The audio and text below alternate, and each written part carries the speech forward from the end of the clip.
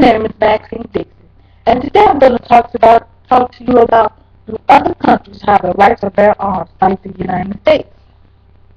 You would think so. So today I'm going to talk about some of the countries and why they have or don't have the right to bear arms.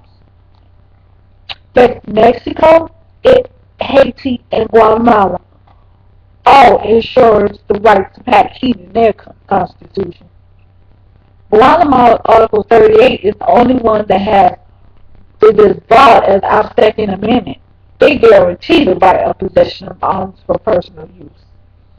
Article 10 of the Mexican Constitution and Article 268-1 of the Haitian Constitution limits the right to the confinement of having weapons in your home.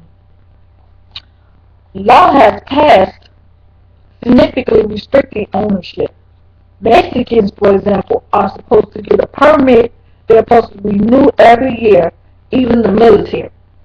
All the firearms must be registered. Now, the law is widely ignored. Only 4,300 licenses have been issued for Mexicans of 105 million people. Handguns must be .38 caliber or less. Shotguns can be greater than 12 gauges, and rifles must be .30 caliber or smaller. Do you know a constitutional provision doesn't necessarily guarantee easy access to firearms or a country full of guns enthusiasts? While the United States has 90 guns per 100 people, the highest ownership rate in the world, Mexico has just 15, placing it 22nd amongst the 59 countries for which data is available. Did you know Sweden, you must consider travel to Sweden where there are 46 guns per 100 people. The Swiss nation legally legislature could have theoretically banned gun ownership tomorrow since there is no constitution guarantee.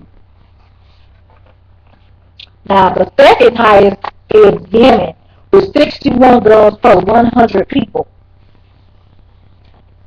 Many observers think that estimate is too low, and yet Yemen owns more weapons than even America. Yemen troops are known to maintain arsenals of machine guns and hand grenades. The country requires weapons sellers to keep detailed records of their transactions and their buyer identification, but the laws are completely ignored. Now, I personally would have thought it was Iraq or Afghanistan, but I could be wrong.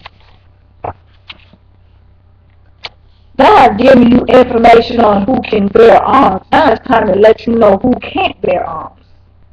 Did you know the most restricted union for weapons is East Asia, Singapore, and Japanese? Their citizens can only get their hands on a weapon if they have taken classes and passed a weapons, written, and marksman test. The Europe states of Luxembourg has also taken action through anti-guns. There is a complete ban in this country, and there has even been a sculpture of a revolver with its barrel tied in a knot to the United Nations in 1988. In conclusion, weapons are dangerous no matter what country you're in. Treat your weapon as if it's loaded all times and never leave your weapon unsecured. I'm going to leave you with this. I'm going to leave with gun politics in the United States. Gun politics in the United States has long been amongst the most controversial issue in American politics.